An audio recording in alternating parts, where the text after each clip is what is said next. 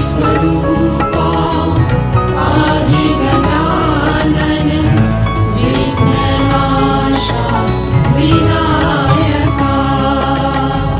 प्रणवस्वरूपा पाहि गजानन विघ्ननाशा विनायका। प्रणवस्वरूपा पाहि गजानन प्रणवस्वरूपा पाहि गजानन विघ्ननाशा विनायका। प्रणवस्वरूपा पाहि Gajanan विघ्ननाशा Vinayaka.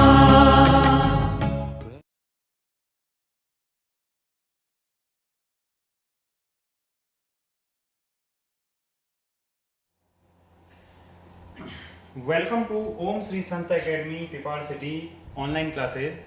Student, I am Kamal Joshi, your science teacher of class 8. Today we are going to start your complete your first chapter, that is crop production and its management. ठीक है, तो देखिए आपका जो फर्स्ट चैप्टर है आपके साइंस का, that is crop production and its management.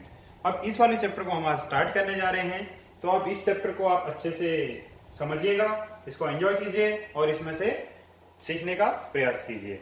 ये चैप्टर प्रैक्टिकल एस्पेक्ट से और थ्योरी एस्पेक्ट से बहुत इंपॉर्टेंट है आपके, इवन इसी क्लास के लिए नहीं, आगे आने वाले आपके जो भी क्लासेज होंगी, जो भी मतलब आपके सारे के सारे, चाहे 10th ले लीजिए, 12th ले लीजिए, या आपके आगे एग्रीकल्चर फील्ड में अगर आप जो भी है करियर बनाना चाहते हैं, तो उसके लिए भी एक बेसिक क्या है, ये बिल्डिंग ब्लॉक्स है, नींव है ये chapter. So I hope you will pay attention and learn from it. So we will start this chapter.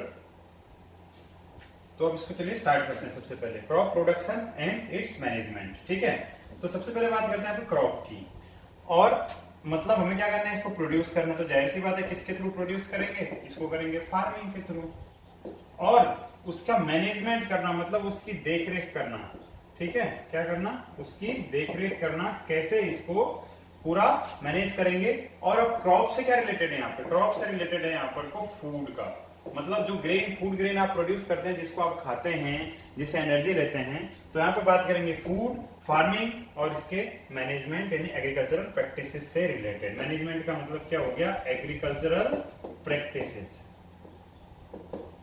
Agricultural practices. तो ये सारी चीजें हम इस चैप्टर में देखने वाले हैं। तो चलिए सबसे पहले स्टार्ट करते हैं आपके, सबसे पहले फूड से इसको स्टार्ट करते हैं। ओके, तो चलिए देखिए, पहला है why do we need food. अब ये आपने 6 में भी पढ़ा, 7th में भी you have to read this. So I will shortly brief और summarise it, because you already know that why we do need food. हमें फूड क्यों चाहिए भाई, जाहिर सी बात है, ये सबसे पहले हमें एनर्जी देता है, हमारी बॉडी को हेल्दी रखने में या ग्रो करने में हेल्प करता है, और उसके बाद हमारे डैमेज्ड और वर्न आउट टिश्यूज को रिपेयर करने में मदद करता है। मतलब एनर्जी देता है, बॉडी के मेटाबॉलिज्म ग्रोथ में हेल्प करता है, और जो भी हमारी बॉडी में टूट फूट हुई है उसकी मरम्मत में क्या करता है, ये हेल्प करता है। Right, this is the function of food. Next question, how do plant and animal gate their food. ये भी आप बहुत अच्छे से जानते हो, प्लांट क्या करते हैं, ऑटोट्रॉप होते हैं। प्लांट क्या होते हैं, ऑटोट्रॉप होते हैं, और ये किस प्रोसेस के थ्रू फूड बनाते हैं, they make food by the process of photosynthesis. और एनिमल जो होते हैं ये होते हैं हेटेरोट्रॉप्स। ठीक है, you remember it, they are heterotrophs. और प्लांट क्या करते हैं, फूड बनाते हैं फोटोसिंथेसिस से, और एनिमल इसको इससे प्लांट से ले लेते हैं अपनी एनर्जी को ऑब्टेन करने के लिए। When we cultivate, अब उसके बाद बात करते हैं यहाँ पर को जो प्लांट है। अब आप एक प्लांट और एक क्रॉप किसको बोलेंगे, ये एक प्लांट है और ये खूब सारी क्या है, आपने प्लांट उगा दिया, ये क्रॉप है। क्या है, क्रॉप है। तो अब हम यहाँ पे बेसिकली क्रॉप के बारे में पढ़ने जा रहे हैं। तो when we cultivate same kind of plant on a large scale at one place, it called crop। जब हम एक ही प्लांट की वैरायटी, एक ही प्लांट के डिफरेंट मिलियंस ऑफ प्लांट्स को एक जगह कल्टीवेट कर देते हैं, ग्रो कर देते हैं, एक जगह उगा देते हैं, तब हम इसको क्या बोलते हैं, इसको हम नाम देते हैं क्रॉप का। और उसके बाद हम आगे स्टार्ट करते हैं एग्रीकल्चरल प्रैक्टिसेस, मतलब एग्रीकल्चर फील्ड में क्या क्या एक्टिविटीज होती हैं, क्या क्या सब काम किए जाते हैं, एग्रीकल्चरल प्रैक्टिसेस से यहाँ पर को हम डिपेंड करेंगे। लेकिन उससे पहले बात कर लेते हैं जस्ट पहले यहाँ पर को क्रॉप के बारे में। तो जैसे पहले मैं थोड़ी देर आपको बताया पहले कि क्रॉप मतलब many plants grown at a one place, grown at one place at a time, इसको हम क्या कह रहे हैं, आपका क्रॉप कह रहे हैं, राइट। एक टाइम पे मेरे मतलब आपके मैनी प्लांट्स को एक टाइप पे ग्रो करने की जो प्रोसेस है उसको क्या कह रहे हैं हम यहाँ पे क्रॉप कह रहे हैं। तो जो क्रॉप होती है बेसिकली आपके सीजन के अकॉर्डिंग 3 टाइप की क्रॉप होती है। नंबर 1 रबी क्रॉप, नंबर 2 खरीफ क्रॉप, नंबर 3 जायद क्रॉप। ये इतना इंपॉर्टेंट नहीं है लेकिन ये 2 मोस्ट इंपॉर्टेंट क्रॉप्स हैं हमारे, खासकर इंडिया में जो आपका एग्रीकल्चर डोमिनेंट जो कंट्री है, एग्रीकल्चर डोमिनेंट इकोनॉमी है, उसको पूरा का पूरा रन आउट करने के लिए ये दो क्या है आपकी क्रॉप्स रिस्पॉन्सिबल हैं बेसिकली। देखिए खरीफ क्रॉप सबसे पहले बात करते हैं रबी क्रॉप्स। रबी क्रॉप कौन सी होती हैं? सोन इन विंटर सीजन, मतलब विंटर सीजन कब से कब तक? ठंड के मौसम में अक्टूबर से लेके मार्च तक के जो मौसम होता है वहां पर कुछ सीजन में क्रॉप ग्रो की जाती है, इनको बोलते हैं रबी क्रॉप। और इसके एग्जांपल है wheat, gram, pea, mustard and linseed. मतलब अलसी बोलते हैं लिनसीड को, मस्टर्ड सरसों, ग्रैम चना, पी मटर और वीट गेहूं। मतलब ये जो क्रॉप्स हैं आपकी, ये सारी के सारी क्या हैं? रबी क्रॉप हैं। तो इनको याद रखिएगा। अभी एक बार दोबारा और रिवाइज करेंगे इस चीज को, तो आपको ये थोड़ा सा एक बार क्या हो जाएगा, रिकॉर्ड हो जाएगा, ठीक है। तो आप इसको याद करने की कोशिश कीजिएगा। दूसरा है उसके बाद खरीफ क्रॉप। अब खरीफ क्रॉप कौन सी होती है? सोन इन रेनी सीजन। रेनी सीजन मतलब बरसात का मौसम, कब से? जून से लेके सितंबर तक। आप जानते हैं हमारे देश में सबसे पहले मानसून कहां पे हिट करता है? केरला पे। 1 जून को जैसे कि आपने देखा केरला पे हमारा देश में मानसून सबसे पहले हिट कर जाता है, तो तब से बरसात का मौसम स्टार्ट हो जाता है इंडिया में। तो जो खरीफ का मौसम होता है यानी कि जो रेनी सीजन होता है उसमें जो खरीफ क्रॉप ग्रो होती है वो आपके लेके जून से लेके सितंबर तक के सीजन में ग्रो होती है, रेनी सीजन में। अब इसके example they are most important. Example कौन कौन से हैं? पैडी धान जिसका आप राइस बनाते हैं, और मेज मक्का, सोयाबीन, ग्राउंडनट और कॉटन यानी कि कपास, और मूंगफली, सोयाबीन और मक्का और धान। याद रखिए पैडी क्या है? आपकी खरीफ क्रॉप है, वाइल व्हीट जो गेहूं है वो आपका कौन सी है? रबी क्रॉप है। उसके बाद बात करते हैं आपके जायद क्रॉप्स की। तो जायद क्रॉप कौन सी क्रॉप होती हैं? ये ऑफ सीजनल क्रॉप्स होती है बेसिकली। ऑफ सीजनल मतलब सोन बिटवीन रबी और खरीफ क्रॉप के सीजन में, मतलब समर और विंटर के बीच के जो टाइम होता है, कब से कब तक? मतलब आपका फ्रॉम मार्च टू जून, मार्च से लेके जून तक के जो टाइम पीरियड होता है उस टाइम पीरियड में ये क्रॉप क्या किया जाता है? ग्रो किया जाता है। इनके एग्जांपल हैं आपके seasonal fruits and vegetable. For example आपका वाटरमेलन हो गया, और आपके और जैसे कुकुम्बर हो गया, वाटरमेलन हो गया, और आपके और भी कई सारे क्रॉप्स हैं जो आपके क्या आते हैं? ये जायद क्रॉप्स में आते हैं। तो चलिए अब बढ़ते हैं आगे। अब है some basic practices of crop production. तो जैसे कि चैप्टर का नाम है crop production and its management, तो अब उसी से रिलेटेड है आपका एग्रीकल्चरल प्रैक्टिसेस, यानी कि जो फार्म में जो भी प्रैक्टिसेस होती हैं, कैसे आप किसी क्रॉप को प्रोड्यूस करेंगे, कैसे आप किसी फसल को उगाएंगे, उससे पहले आपको क्या क्या प्रिपरेशंस करनी पड़ती है, क्या क्या tools techniques you required. So here the complete list by step. Okay, तो 7 agricultural practices followed by growing crops growing a crop are. मतलब कितने टोटल स्टेप्स हैं? 7 स्टेप्स हैं। ये ठीक उसी तरीके से हैं जैसे आप सबसे पहले क्या हुआ, केजी एलकेजी में स्कूल आए, उसके बाद आपने धीरे धीरे बढ़ा, फिर आप 1 2 3 4 में गए, इन्वायरमेंटल साइंसेस पढ़ी, फिर उसके बाद आपने साइंस पढ़ी, फिर उसके बाद आप हो सकता है फिजिक्स, केमिस्ट्री, मैथमेटिक्स, बायोलॉजी पढ़ेंगे, फिर उसके बाद फिजिक्स में भी आप हायर क्लासेस में और जाएंगे। तो ऐसे स्टेप बाय स्टेप मैनर में करते हैं ना, या जैसे आप सुबह उठते हैं, फिर आप नाश्ता जो पूजा पाठ करते हैं, नाश्ता पानी करते हैं, फिर उसके बाद स्कूल जाते हैं, तो हर काम स्टेप बाय स्टेप में करते हैं। तो वैसे भी एग्रीकल्चर में क्या होता है? स्टेप बाय स्टेप काम होता है। डायरेक्ट जाते ही आप खेत में सीधे बीज बो के सीधे आप क्या बोलते हैं? क्रॉप प्रोडक्शन करना स्टार्ट नहीं करते हैं, राइट। तो सबसे पहले इसमें क्या क्या स्टेप्स किए जाते हैं उसके लिए कुछ स्टेप्स होते हैं। पहला स्टेप है यहाँ पर वो प्रिपरेशन ऑफ द सॉइल। जाहिर सी बात है खेती कहां करेंगे? सॉइल में ही तो करेंगे। हालांकि सॉइल के अलावा भी पानी वाली खेती होती है मॉडर्न डेज में, जिसको बोला जाता है हाइड्रोपोनिक्स। क्या बोला जाता है? हाइड्रोपोनिक्स और एक्वाकल्चर। मतलब इसमें क्या किया जाता है? आपका एक मॉडर्न टेक्निक है, नीचे जो पानी से भरे टब होते हैं उनमें क्या किया जाता है, न्यूट्रिएंट सॉल्यूशन डाला जाता है, साथ में ऑक्सीजन की सप्लाई दी जाती है, और यहाँ पर को बड़ी मात्रा में ग्रीन हाउस के अंदर टमाटो और ब्रिंजल और आपके ये तोरू, ये सारी सब्जियां मतलब पॉली हाउस के अंदर उगाई जाती है। इसका सबसे बड़ा एग्जाम्पल है इजराइल। इसका सबसे बड़ा एग्जाम्पल क्या है, इजराइल आज की डेट में हाइड्रोपोनिक्स एग्रीकल्चर को ही आपका अडॉप्ट कर रखा है उसने। लेकिन हम यहाँ पे बात कर रहे हैं सॉइल से रिलेटेड, एग्रीकल्चर फील्ड से रिलेटेड क्रॉप प्रोडक्शन के बारे में। तो देखिए, तो सबसे पहला स्टेप है आपका सॉइल को प्रिपेयर करना। तो यहाँ पे हम क्या क्या करते हैं, to loosen and turn the soil, हम यहाँ पर वो सॉइल को क्या करते हैं, हल्का करते हैं। अब वो क्यों करते हैं वो आपको अभी आगे समझ में आएगा। ये जस्ट पहले मैं आपको बेसिकली खाली इनके पॉइंट बता रहा हूं, ठीक है। तो ये क्या है, सबसे पहला स्टेप है प्रिपरेशन ऑफ सॉइल। दूसरा है सोइंग। सोइंग मतलब बीज का छिड़काव करना, बीज की बुआई करना। अब बीज डालोगे तभी तो पेड़ उगेगा, है ना। तो दूसरा है यहाँ पर planting of seeds of A crop in soil, मतलब मिट्टी में क्या है, जो भी आप चाहे फ्रूट हो, वेजिटेबल हो, क्रॉप हो, ग्रेन हो, आप उसके पेड़ लगाने जा रहे हो तो जाहिर सी बात है उसके सीड डालोगे। उसके बाद आप उन सीड्स को ग्रो करने के लिए क्या न्यूट्रिएंट दोगे। न्यूट्रिएंट किस फॉर्म में दोगे, खाद के रूप में दोगे। तो यहाँ पर को मैन्योर्स एंड फर्टिलाइजर, याद रखिए दोनों अलग अलग टर्म्स हैं। मैन्योर मतलब जो आप घर पे तैयार करते हो, घर की गोबर वाली खाद, फर्टिलाइजर केमिकल वाली खाद, इसको भी आगे डिटेल में देखेंगे अभी। तो ये आप इसमें क्या करोगे, ऐड करोगे। क्यों ऐड करोगे, ताकि प्लांट को उनके ग्रोथ में क्या हो सके, हेल्प हो सके। अब adding essential nutrient to the soil for growth and development of the plant, क्यों चाहिए ये, प्लांट की ग्रोथ और डेवलपमेंट में हेल्प करने के लिए चाहिए, राइट। उसके बाद आता है आपका next point, first, second, third, fourth point आता है आपका इरिगेशन। इरिगेशन का मतलब सिंचाई। अब आपने प्लांट तो लगा दिए, वो सूखेंगे तो कहां से ग्रो करेंगे, तो उनको पानी तो चाहिए। तो इसके लिए हम क्या करेंगे, supplying water to the plant at regular interval, मतलब समय समय के अंतराल में हम उसको पानी देते रहेंगे। और उसके बाद नेक्स्ट स्टेप आता है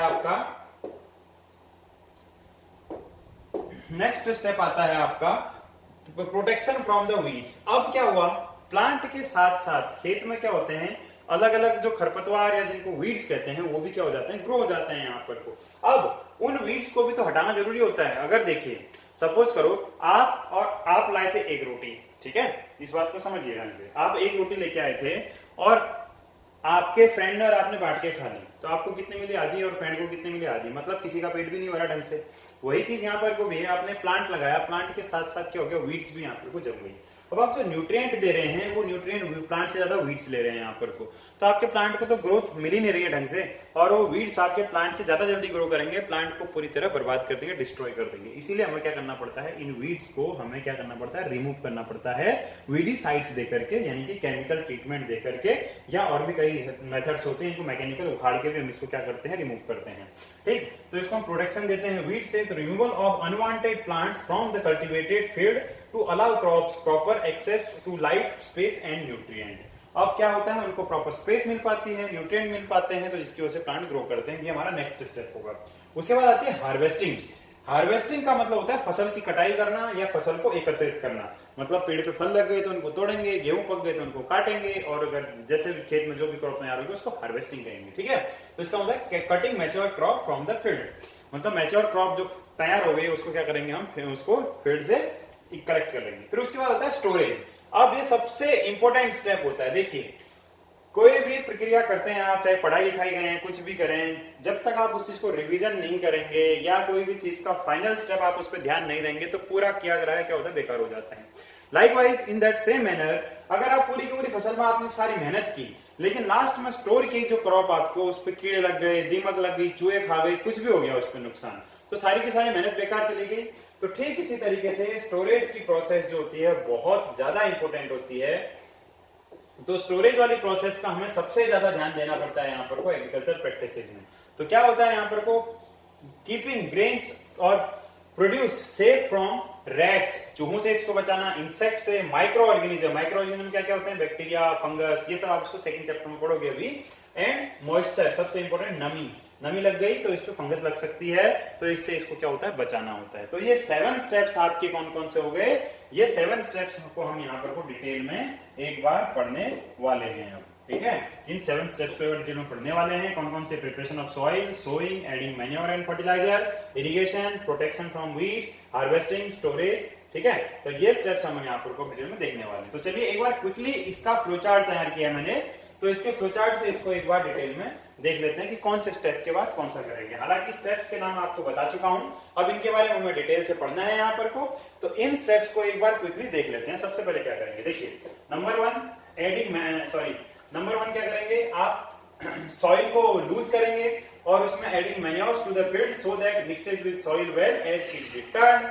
दूसरे पर आप क्या करेंगे, फिर उसके बाद आप watering the field it is too dry, मतलब अब आप क्या है कि उस फील्ड पे क्या करेंगे, सबसे पहले पानी डालेंगे। ये कौन सी स्टेप है, ये आपके इनिशिएशन से पहले है, मतलब ये प्री स्टार्ट, मतलब इसके स्टार्ट करने से भी पहले के स्टेप हैं आपके। अब यहां पर को क्या हो रहा है, यहां पर को प्रोसेस हो रही है, देखिए ये वाली नंबर 1 यहां से स्टार्ट कर सकते हो आप। ये तो क्या था आपका प्री स्टार्ट वाली मेथड थी। प्री स्टार्ट मतलब आपने जो है, मैंने आपको बताया था सबसे पहले क्या करेंगे, सबसे पहले लूज द सॉइल, यानी कि सॉइल को आप लूज करेंगे, लेकिन ये उससे पहले की प्रोसेस है। यहाँ पर को उसने सबसे पहले क्या किया, मैन्योर डाला और उसके बाद फिर उसमें पानी डाल दिया, ताकि उसको क्या कर दिया इसने, सूखे हुए फील्ड को, यानी बंजर जमीन जो होती है ना बहुत ज्यादा सूख चुकी होती है, तो उसको थोड़ा सा नमी मिल जाए, तो इस चीज को कमी को पूरा करने के लिए यहाँ पे 2 स्टेप ऐड किए हैं। फिर यहाँ पे टिलिंग और प्लोइंग। अब आप जमीन को लूज कैसे करोगे भाई, खेती को हल्का कैसे करोगे, मिट्टी को खोदोगे कैसे, फाड़ोगे कैसे, तो जाहिर सी बात है उसको हल जोत के या उसको मतलब क्या है उसकी जुताई करके, तो उसको क्या बोलते हैं, प्लोइंग या टिलिंग बोलते हैं। दोनों वर्ड एक है, कंफ्यूज नहीं होना। उसके बाद हम उसको क्या करेंगे, भूमि को समतल करेंगे जिसको बोलते हैं लेवलिंग द फील्ड। फिर उसमें हम पानी डालेंगे जिसको बोलते हैं इरिगेशन। फिर उसमें सीड डालेंगे जिसको बोलते हैं सोइंग करना। फिर उसमें अगर सीड ग्रो हो जाएंगे तो उसके बाद उसको वीड होगी, तो वीडिंग को हम क्या करेंगे, मतलब वीडिंग करेंगे, यानी कि वीड्स को हटाएंगे। और उसके बाद हार्वेस्टिंग करेंगे जब क्रॉप ग्रो कर जाएंगे, और उसके बाद यहाँ पर क्या करेंगे, स्टोरेज का काम करेंगे, मतलब फूड को, जो क्रॉप ग्रेन है उसको हम स्टोर करने का काम करेंगे यहाँ पर, राइट। तो चलिए बढ़ते हैं अब आगे। दैट इज पहला स्टेप हमारा, डिटेल में बात करते हैं, प्रिपरेशन ऑफ द सॉइल। अब आप यहाँ पे डायग्राम में देख रहे हैं, ध्यान से देखिए इसको एक बार। क्या कर रहे हैं, ट्रैक्टर से यहां पर को क्या हो रही है, टिलिंग की प्रोसेस हो रही है, टिलिंग या प्लोइंग।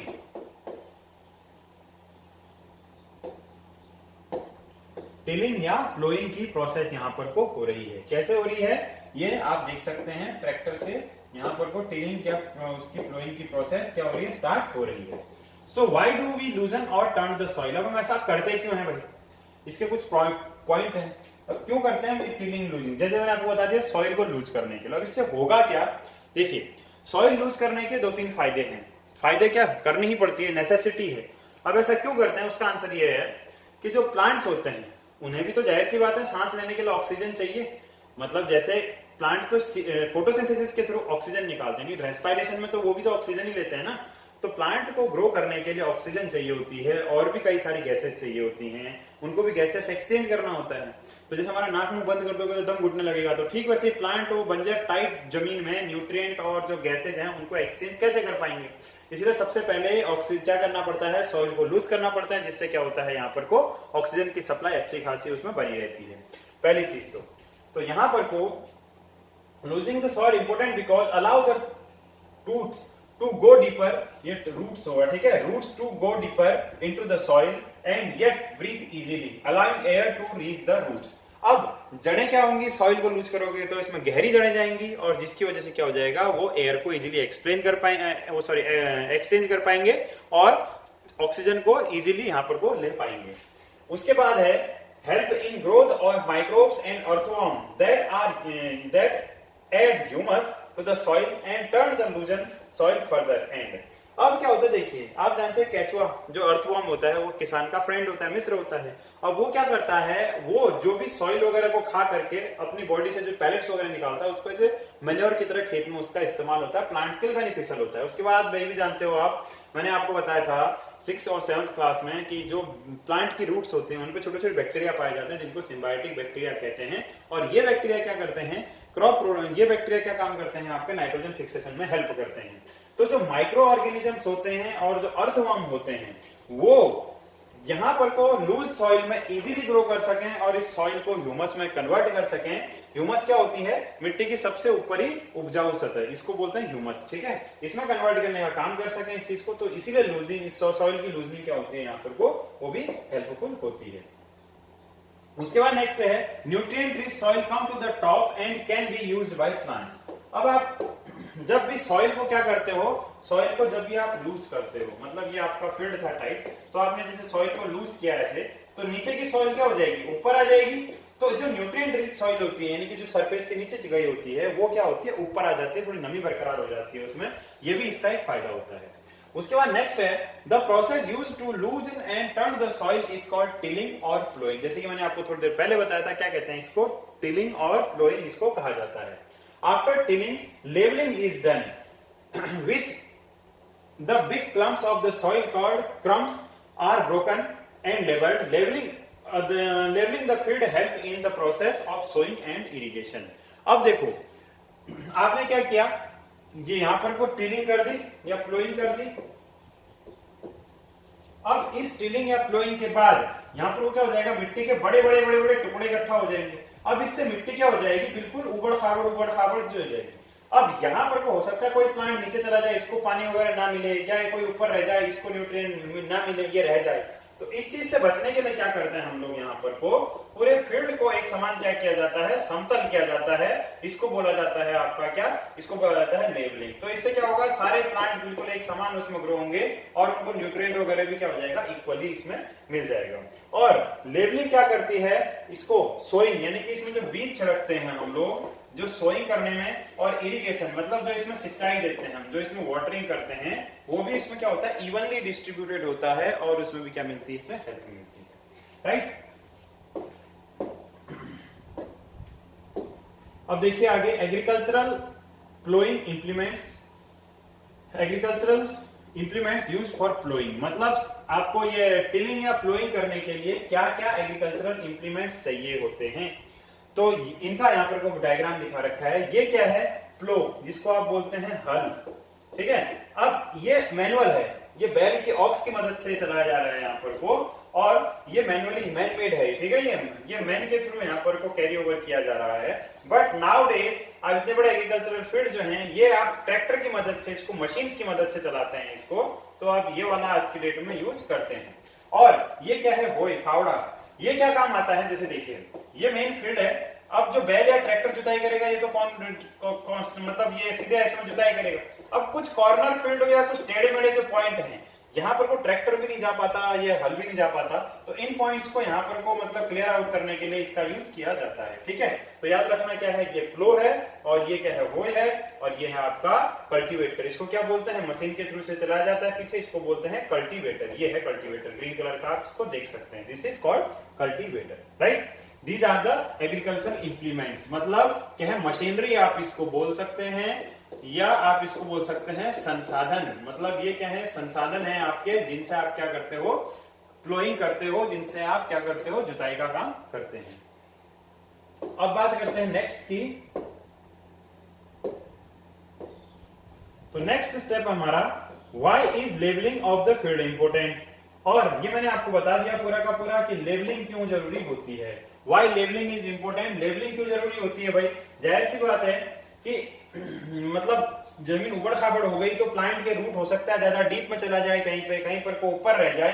तो इस चीज को सबसे पहले क्या करने के लिए, इक्वलाइज करने के लिए। दूसरा, न्यूट्रिएंट और जो भी आपके मिनरल्स वगैरह हैं वो सब, और वाटर वगैरह जो है प्लांट को इक्वली अवेलेबल हो पाए। तो इसीलिए क्या होता है, आपकी लेवलिंग जो है इंपॉर्टेंट होती है।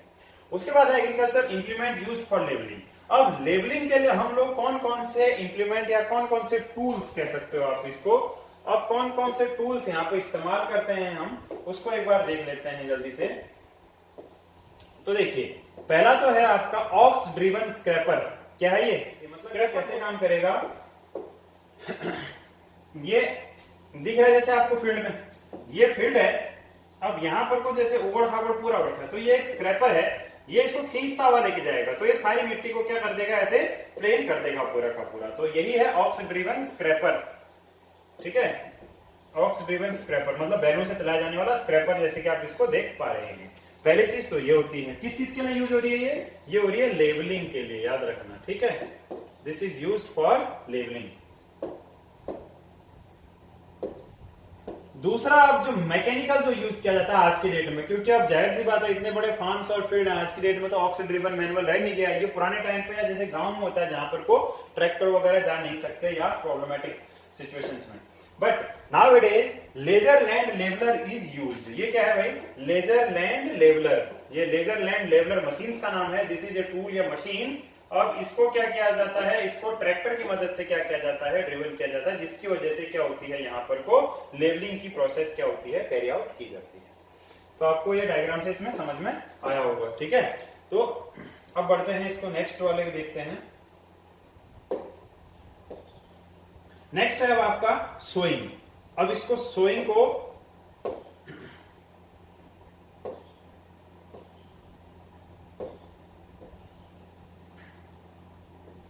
एक बार इसको सोइंग को देखते हैं एक बार, और फिर सोइंग को आपको इसको कंटिन्यू डिटेल में समझाते हैं एक बार, ठीक है। तो सोइंग क्या होता है देखो सबसे पहले। अब देखिए सोइंग का क्या होता है। सोइंग को देखिए एक बार आप इसमें पहले। Sowing which kind of seed should farmer use. अब सोइंग का मैंने आपको बताया था सबसे पहले कि सोइंग में क्या करना होता है। सोइंग में मतलब सीड्स को खेत में बोना, खेत में क्या करना, सीड्स को डालना।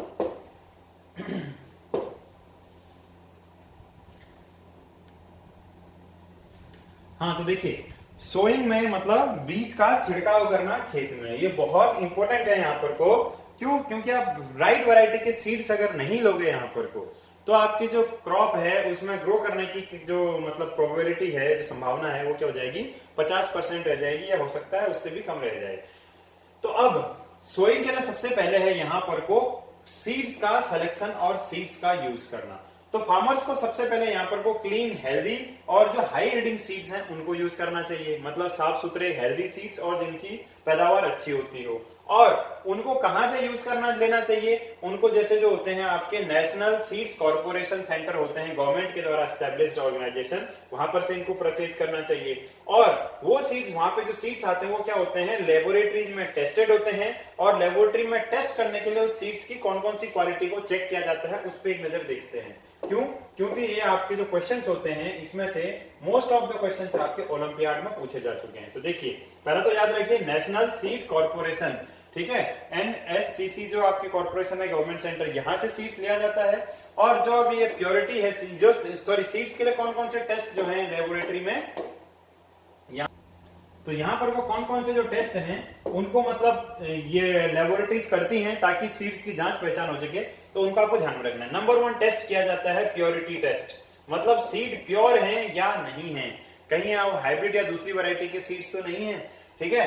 प्योर का मतलब हो गया वो अपनी प्योर वैरायटी के होने चाहिए, ठीक है। जैसे सपोज करो फॉर एग्जांपल यहाँ पर को बात कर लेते हैं एक बार, ये जैसे गेहूं की। अब एक गेहूं होता है बहुत ही छोटा जिसमें डिजीज रोग बहुत जल्दी लग जाते हैं, और एक गेहूं होता है बड़ा अच्छी वैरायटी का, बड़ा बड़ा दाना होता है उसका, बड़ा बड़ा ग्रेन होता है।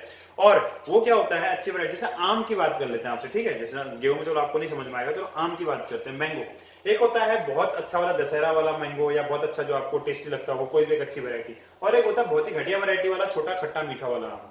तो जाहिर सी बात है अब आम को देख के, पेड़ को देख के तो आप नहीं बता सकते कि कौन सा आम देने वाला है, राइट, क्योंकि आम का पेड़ तो एक ही होता है। तो ये है इसका मतलब, कहने का मतलब कि प्योरिटी टेस्ट करना।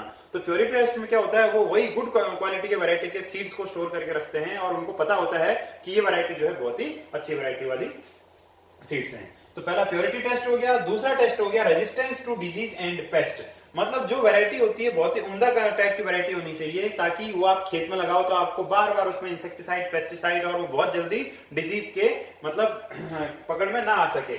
क्यों? अगर बार बार बीमारियां हो जाएंगी उस फसल में, बार बार अगर उसमें दिक्कत आने लग जाएंगी, तो फिर आपको बहुत ज्यादा आर्थिक नुकसान झेलना पड़ सकता है, इकोनॉमिक इंपैक्ट आपको देखने को मिल सकता है। तो इसीलिए क्रॉप कैसी होनी चाहिए? Resistance to disease and pest, मतलब बीमारियों से, और जो पेस्ट होते हैं मतलब आपके कीट पतंगे, इनसे क्या होते हैं, बीमारियों से लड़ने की क्षमता होनी चाहिए उसमें।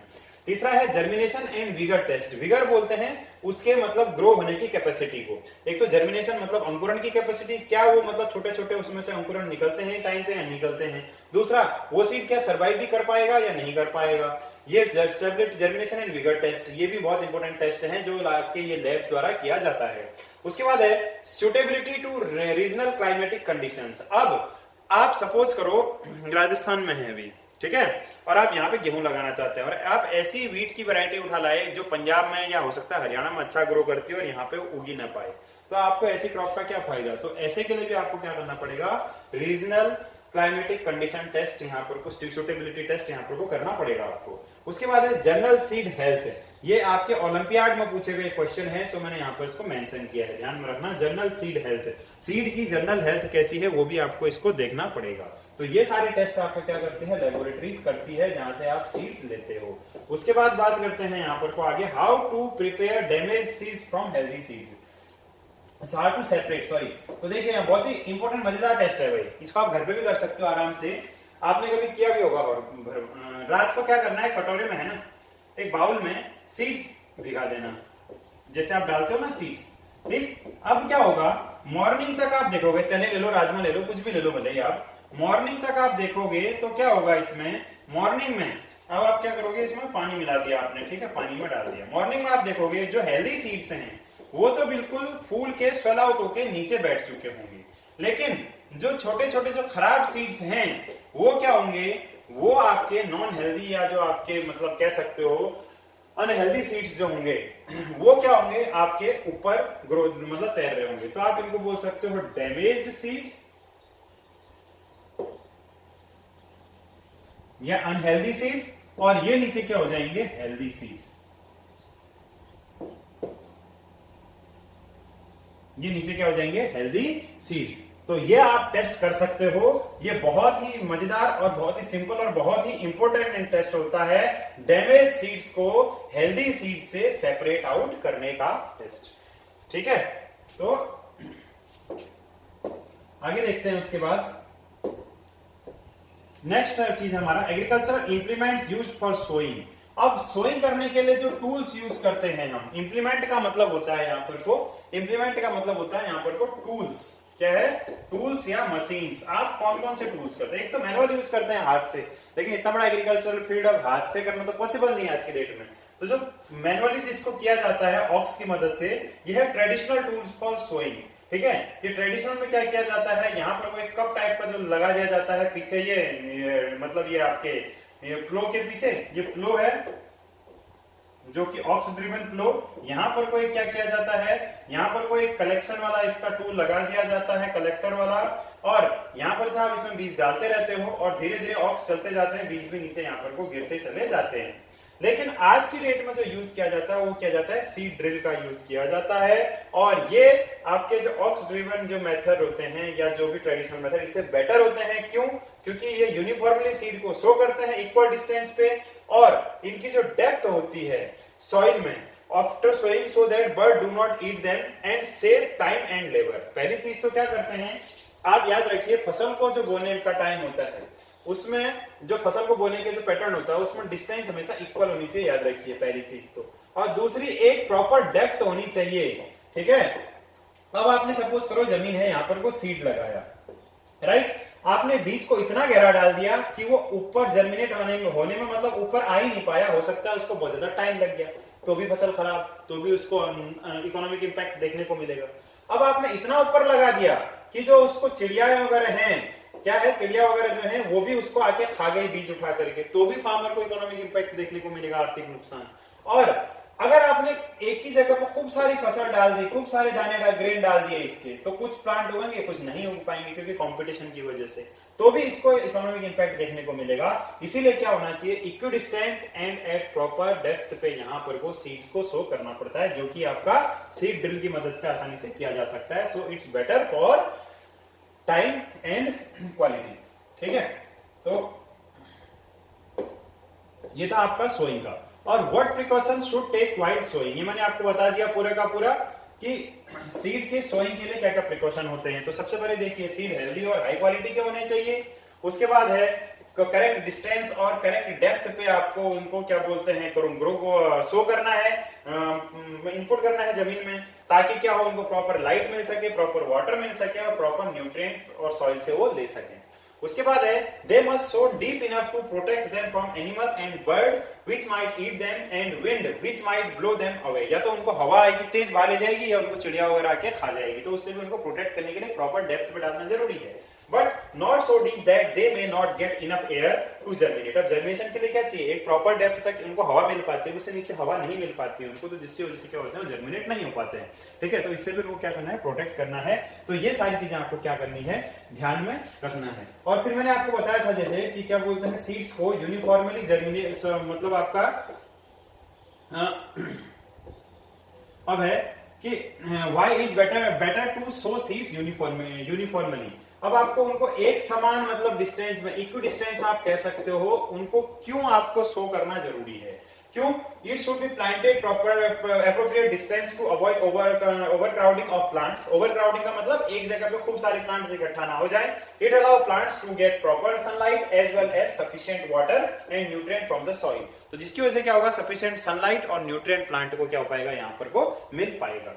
और उसके बाद है why plant are kept in small bags in nursery. ये मोस्ट इंपोर्टेंट क्वेश्चन है भाई आपका, ये आपके मैंने उठाया है एनसीईआरटी के मतलब आपके ये सेक्शन से, बीच में जो बुझो एंड पहले वाला जो सेक्शन है आपका, उससे मैंने ये क्वेश्चन को उठाया है।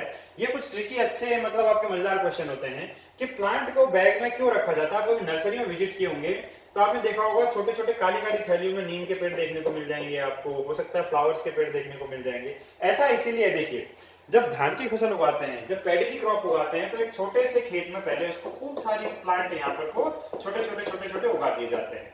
फिर उनको उखाड़ करके बड़े फील्ड में क्या किया जाता है, लाइन वाइज इनको ऐसे लगाया जाता है, आरोपित किया जाता है।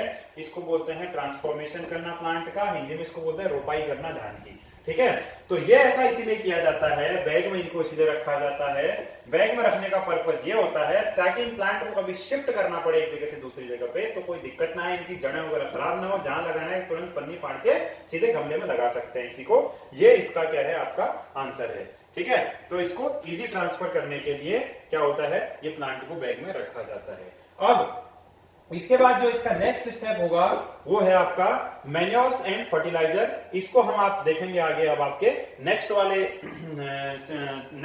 वीडियो पार्ट में। तो अब तक के लिए आपको आई होप इतनी चीजें समझ में आई होंगी। और इस वीडियो को रिकॉल कीजिए, ध्यान से देखिए और जो भी डाउट हो आपके इसमें देखिए। और सबसे बड़ी बात, वीडियो को बीच में पॉज करके आप स्क्रीनशॉट ले सकते हैं और जो भी इसमें बताई जा रही चीजें इनको नोट्स वाइज फॉर्मेट में आप इसको नोटबुक में उतारिए। जब भी क्लासेज आपकी लगेंगी तो हम इनको डिटेल में डिस्कस करेंगे और जो भी डाउट आप इसको पूछ सकते हैं। अभी के लिए आप इतना ही और मिलते हैं नेक्स्ट वीडियो में। Thank you.